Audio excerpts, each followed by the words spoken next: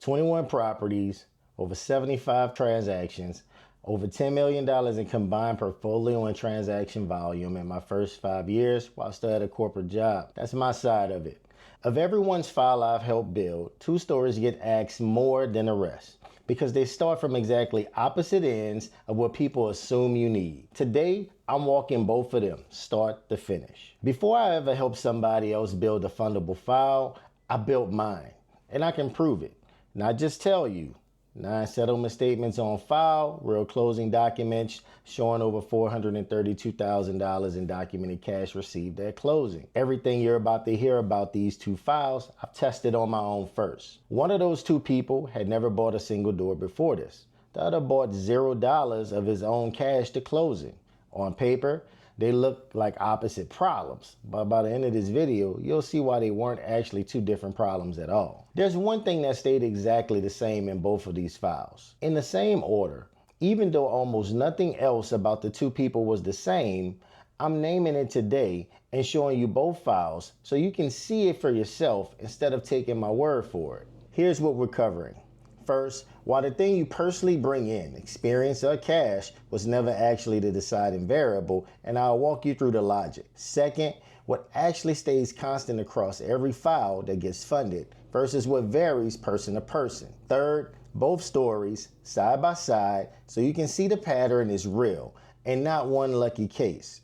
Fourth, while a total beginner and a skilled tradesman both talk themselves out for this for the exact same wrong reasons.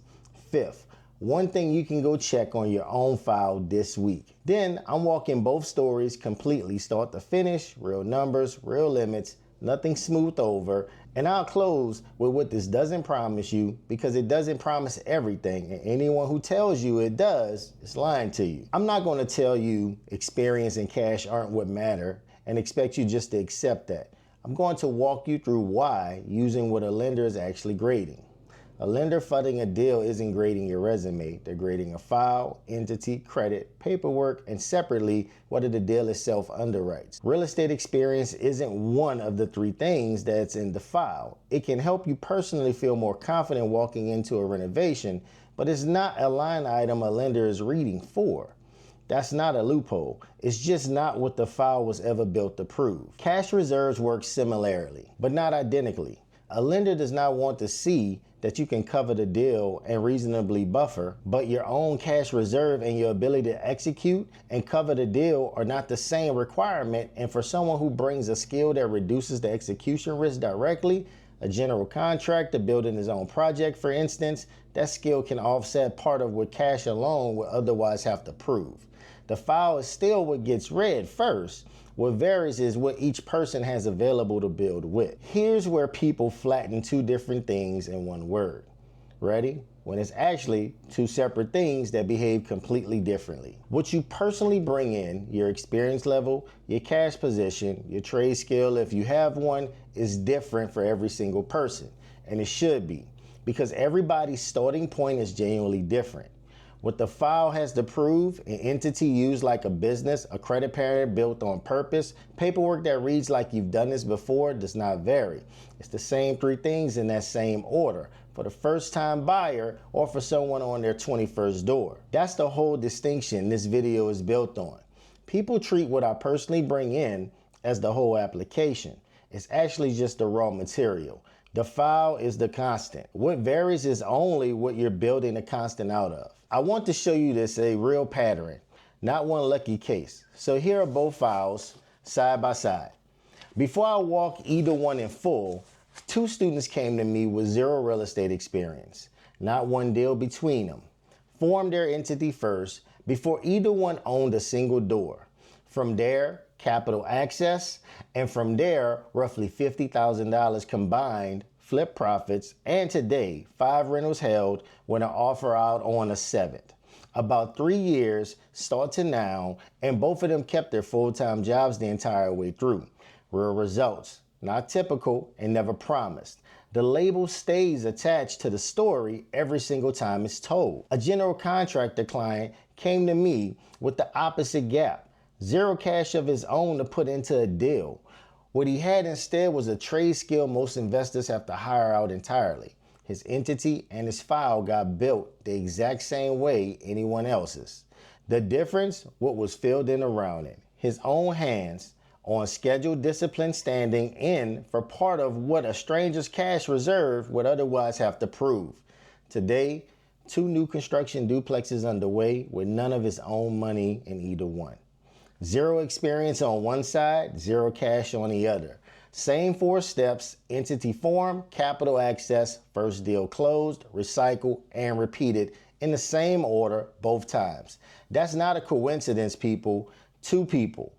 That's the file being constant, exactly like what I said it would be. Here's the part I didn't expect to see repeat itself until I watched it happen more than once. A total beginner and a genuinely skilled tradesman talked themselves out of getting started for the exact same underlying reasons, even though their specific worries look completely different on the surface. The beginner thinks he needs experience first, because that's how credibility works everywhere else. You get promoted after you're proving yourself, not before. So it feels backwards, almost reckless. The belief is a lender would fund a file with 0 deals behind it. At my age, if I don't start now, the numbers stop working. It's the version that fear I hear often most. And it's not wrong to feel the urgency. It's wrong about what actually blocking them. The tradesman thinking he needs cash because that's the resource he can see he's missing.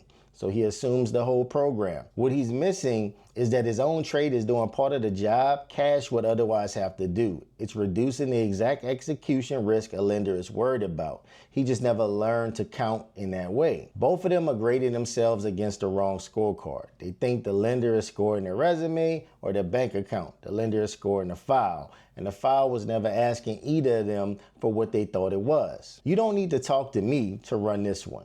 This week, call or message your own lender or loan officer and ask exactly one question. What will my file need to show today to move forward on the entity and the credit steps, regardless of my deal count or my current cash position? Most people never ask that question because they already decided their answer without checking. Asking, it costs you nothing. And it tells you exactly whether the gap you're worried about is actually a gap that matters. So let me walk you through what exactly happened on both of them, because the honest version doesn't skip parts that took real time. Take the 2 students, all right? They started with nothing, but a decision formed the entity before you own anything, not after the first check clears. That order on its own is what gave them access to capital they wouldn't have had otherwise. From there, the work was real. Flips that had to be run on a real schedule and a real budget. And it produced roughly $50,000 in combined profits along the way. Today, they have 5 rentals held, working on the 6th, as well as have an offer out on the 7th. About 3 years, start to now, and neither of them never quit their job that was paying their bills the whole time. Real results, not typical and never promised, because there aren't. And I'm not going to pretend otherwise to make the story bigger than what it is. The GC client. The file got built on the same order: entity, credit, paperwork. No shortcuts, because he had a skill. Where his story differs is what filled the gap where cash reserves usually sit. He didn't need to convince me a stranger's construction schedule would hold, because he was never a stranger's schedule. It was his own trade, something he could execute and be accountable for directly. 2 new construction duplexes, evaluated correctly, underway right now, and not $1 of his own money in either one. Not a loophole, just a different asset filling the same slot in the same file. 2 completely different starting points, same order, same 4 steps, same file requirements underneath both of them. If you remember one thing from this video, remember this. Neither of these people got funded because of what they personally had.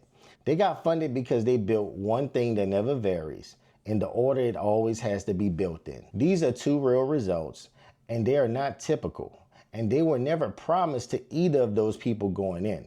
Both of them still had to qualify, real income, a credit profile that could be built into something workable, and the kind of discipline that shows up in a weekly review, not just a good week. This isn't a story about anyone getting funded regardless of qualifications. It's a story about which specific gap actually mattered and which one didn't. The 3-year timeline for students is the real pace, not a floor and not a ceiling. And it is not 2 years. Compressing it would be dishonest to both of them and to you. And the GC client's advantage is real, but not universal. His own trade skill filled a specific gap in his own file. If you don't have hands-on trade yourself, that specific substitution isn't available to you the same way. You'll be building that part of the file with something else instead, which is real, just a different conversation. And I'll say this honestly because it's part of the real cost of doing any of this without guidance. Both of these people had something to tell them the order up front. Entity before the first deal, not after. Figuring that order out alone by trial and error, the way I originally had to, costs real time you don't get back, especially on the credit side, which can only ever start compounding from the day you actually start. Near the top, the promise was, by the end of this, you'll see why zero experience and zero cash weren't actually two different problems. At the close, call back to it directly. You now know the one thing that stayed constant in both files and knows which gaps, experience or cash, actually matters and which one doesn't. If that's landed, say it so plainly. The video just moved the belief it promised to move. Now, check your own state's LLC formation timeline and costs, publicly posted through the Secretary of State's office. I want you to check it this week. Since knowing exactly how fast and how cheap step one actually is in your own state, it's public information. It's not a claim from you. So here's where this leaves you. Whatever you think you're missing right now, experience, cash, or something else entirely, it's worth asking honestly whether it's actually one of the three things a file has to prove or whether it just feels that way because it's the thing you can't see you don't have. What we didn't cover today is what happens after the first door. How the exact same discipline that built these two files also runs the machine that turned my own 3 doors into 21 properties and counting. And that's already turning their first rental into an offer on a 7th property. That's already up. The recycle, bird away, it actually ran.